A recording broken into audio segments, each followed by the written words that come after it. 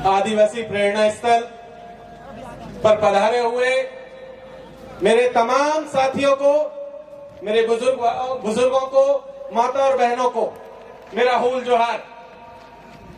साथियों, आज जब हम लोग भारत आदिवासी पार्टी का स्थापना दिवस मना रहे हैं, तब ये याद रखना बहुत जरूरी है कि यहां तक पहुंचने में हमारे पुरखों ने कौन कौन सी कुर्बानियां दी हैं।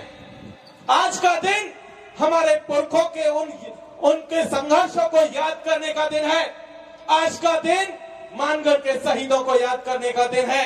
आज का दिन खरसावा में जो शहीद हुए थे उनको याद करने का दिन है। आज का दिन जगदीश पांडोर को याद करने का दिन है। साथियों, ये याद रखना होगा कि आदिवासियों ने यहां तक पहुंचने के लिए कितनी कुर्बानियां दी हैं, और उन कुर्बानियों के बाद जब आज हम लोग यहां पर अपनी एक पार्टी बना करके खड़े हुए हैं, सिर्फ ये पार्टी नहीं है, ये एक आंदोलन है जो इस देश के 13 करोड़ आदिवासियों की तरफ से छेड़ा हुआ है। ये आंदोलन सिर्फ इतना नहीं है कि हम कुछ विधायक, कुछ सांसद जयपुर और जो है दिल्ली में भेज देंगे या भोपाल भेज देंगे या जो है अहमदाबाद और बॉम्बे की विधानसभाओं में भेज देंगे। ये आंदोलन याद रखने का दिन है कि हमारे पुरखों का जो सपना था, हमारे आदिवासियों ने जो सपना आज की तारीख में देखा हुआ है, उस सपने को पूरा करने का आंदोलन है। साथियों, आज आप तमाम लोगों को बहुत बहुत बधाई कि आपने अपनी खुद की पार्टी बनाई है और इस देश के 13 करोड़ आदिवासियों को बीजेपी और कांग्रेस से मुक्ति दिलाई है। इसलिए एक बार जोरदार तालियां आप सबके लिए। साथियों, एक चीज आज तक हम देखते आए हैं कि इस देश में लगातार जो स्थापित पार्टियां रही हैं, चाहे बीजेपी हो चाहे कांग्रेस हो, पिछले 75 सालों में हमने देखा है कि इस देश का संविधान आज की तारीख में उन्होंने संकट में ला करके खड़ा कर दिया है। हम देख रहे हैं कि इस देश का लोकतंत्र पूरी तरीके से खतरे में आ चुका है। आज की तारीख में हमने देखा है कि किस तरीके से लगातार इस देश के नाम के साथ भी छेड़खानी हो रही है। जब हमने एक पार्टी बनाई है तो ये याद रखने की जरूरत है कि ये पार्टी इस देश के संविधान को भी बचाएगी, ये पार्टी इस देश के लोकतंत्र को भी बचाएगी। एक और चीज जो याद रखने की जरूरत है साथियों, पिछले 75 सालों में इस देश के आदिवासियों का भविष्य दिल्ली, जयपुर, बॉम्बे, भोपाल, रांची के एसी कमरों में बैठे हुए लोग बनाते रहे हैं। अब ये नहीं चलेगा।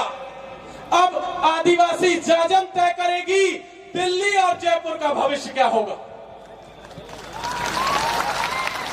ये यहां से बैठ करके हम लोग तय करेंगे कि दिल्ली में राजनीति कौन सी होगी। हम लोग तय करेंगे जयपुर के भीतर विधानसभा में राजनीति कैसी होगी। हम लोग तय करेंगे कि भोपाल की विधानसभा के भीतर की राजनीति कैसी होगी। ये यहाँ से हमें सुनिश्चित करना है साथियों कि ये जो पूरी की पूरी लड़ाई है, इस देश के 14 करोड़ आदिवासियों को बचाने की लड़ाई है, इस देश के अल्पसंख्यकों को बचाने की लड़ाई है, इस देश के दलितों के सम्मान को बचाने की लड़ाई है, इस देश के पिछड़ों को हिस्सेदारी दिलाने की भी लड़ाई है। क्योंकि ये लड़ाई इस देश के तमाम शोषितों, वंचितों, पीड़ितों, आदिवासियों, दलितों, उन सब की लड़ाई है जिन्हें कांग्रेस और बीजेपी ने धोखा दिया। हमें एक चीज याद रखनी है साथियों कि आज की तारीख में हम लगातार देखते आ रहे हैं कि हमारे साथी, बहुत सारे साथी आज हमारे साथ में शामिल है। यहाँ पंडाल में है, पंडाल के बाहर लाखों की तादाद में आप देखिए, पीछे एक बहुत दूर एक टंकी है, वहां पर भी लोग बैठे हुए हैं। इधर देखेंगे तो आपको देखेंगे कि दूर दूर तक हमारे साथी हैं, पीछे भी देखेंगे तो जगह नहीं है बैठने के लिए।